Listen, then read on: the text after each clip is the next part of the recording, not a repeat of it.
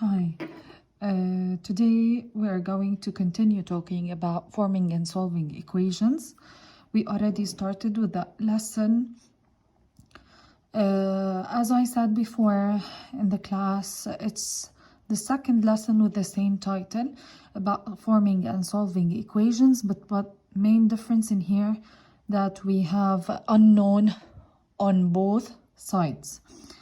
Unknown on both sides means that we have a variable on the two sides, but it's the same variable, it's not different. For forming and solving equations, this is the starter activity. I want you all to solve these simple linear equations on your notebooks, as we're used to on the left side where we do the starter, okay? I'm going to send the PowerPoint presentation that includes all the details and the questions for you, so you can check all the questions, okay? Today, as I said, we're going to learn how to solve linear equations with unknowns on both sides. What do I mean by unknown on both sides? Here, you can see some equations that have unknowns on both sides. I'm going to fold the paper for you so you can see the full example.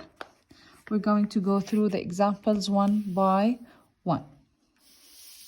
Okay, in here we have an equation. As you can see, we have 5x on this side and we have 2x on the other side. As I said, these are two different sides. In order to solve that equation, we have to move the variable from one side to the other, and we have to move the constants from one side to the other. But we have to be careful that we have to make the variables on one side and the constants on the other side. In order to make it easier for you to solve, try to search for the lower coefficient. What do I mean by the lower coefficient? The variable with the lower coefficient. We have 2x in here, we have 5x in here, so we have to move 2x. In order to move it, we will move it with the opposite operation. Here it's positive, so we are going to say 2x. And since we move the variable from this side to the other side, the unknown here to the left side, we are going to move the constant to the right side. So -4 will be +4. This way, here it's going to be 3x.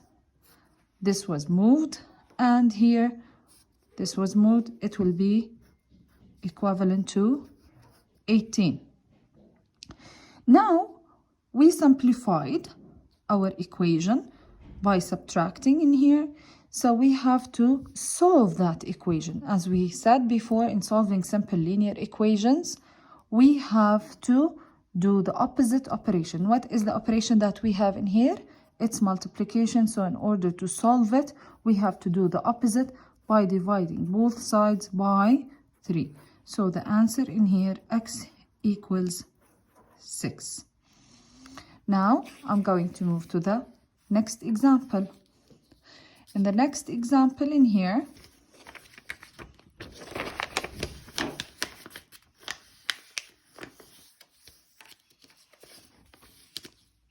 (4x + 2 = 7 - x). Again, I have to move the variables for one side, or the unknowns for one side, and the constants for the other side. I'm going to search for the lower coefficient, which is -1x in here. I'm going to move it to the other side by the opposite operation, plus x. Since we moved it, we will cross it out.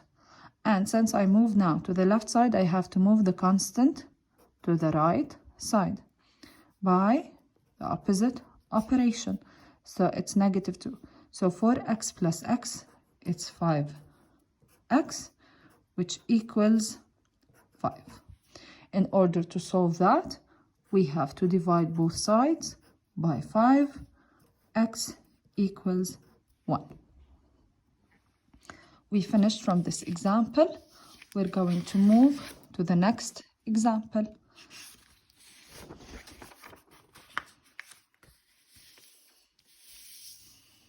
So here we have 2x equals 4 plus x. Again, I'm going to move the variable with the lower coefficient, which is x. I'm going to move it to the left side. So it's going to be negative x. And we're going to subtract, x. And the constant is going to stay where it is because we don't have constants to move to the other side. So x equals 4. And this is our answer. Now, we solve different questions about direct linear equations with coefficients on both sides. If we have brackets with our equation? Here we have an equation. It says, what is the first step to do if the question was 3 and with brackets x plus 4 equals 15 plus x? What do you think is the first step to do from these options? In order to solve such equation, we have to multiply out the bracket. What do I mean by that? We have to expand.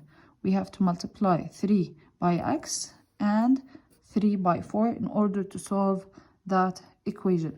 So it will be 3x plus 12. On this side, we don't have brackets, so we are going to leave it as is, 15 plus x. So this is our example in here.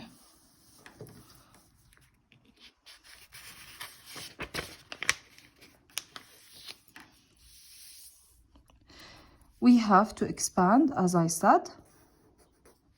So 3x plus 12 equals 15 plus x. Then we are going to solve it as we're used to. We have to move the variables on one side and we have to move the constants to the other side. This is where we have the lower coefficient. We are going to move it to the left side, so minus x, and we're going to move 12 to the other side, opposite operation, minus 12. Since we moved these, we're going to cross them. Then we are going to simplify. 3x minus x, it's 2x, and 15 minus 12, it's 3. In order to solve that, we have to divide both by 2. So x equals 3 over 2. Here, we can either write it as a mixed number or as a decimal number. So 3 over 2, it's 1 and 1 over 2. Or we can say it's 1.5. Is that clear? Now I'm going to move to a different part of our lesson. In our lesson, sometimes we said we have to know how to form equations. In order to form these equations, sometimes we're going to deal with word problems, as we did before in the class, or sometimes, as we're dealing in here, with shapes. As you all know, this is a rectangle, and in the rectangle, each two opposite sides have the same size. So in here, this side have the same size of this side. So we can say 4x plus 2 equals 3x plus 7. Then we can solve the equation. We are going to move the lower coefficient, 3x, with the opposite operation, and we will cross it. We're going to move 2, negative 2. So in here, x equals 5 for this side. For the other side, we can say that here, these two are equivalent. So 2y plus 9 equals 4y minus 5. I'm going to move the lower coefficient by opposite operation, minus 2y. We will cross it out. I'm going to move minus 5 in here to plus 5, and we'll cross it. Then we will simplify. Here we have 2y, and here we have 14. In order to find the value of y, we have to divide both sides by 2. So y equals 7. Some of you might write 7 equals y, which is the same. Now, you have some tasks that you need to do. This is task number 1. Some of you already did till part 6.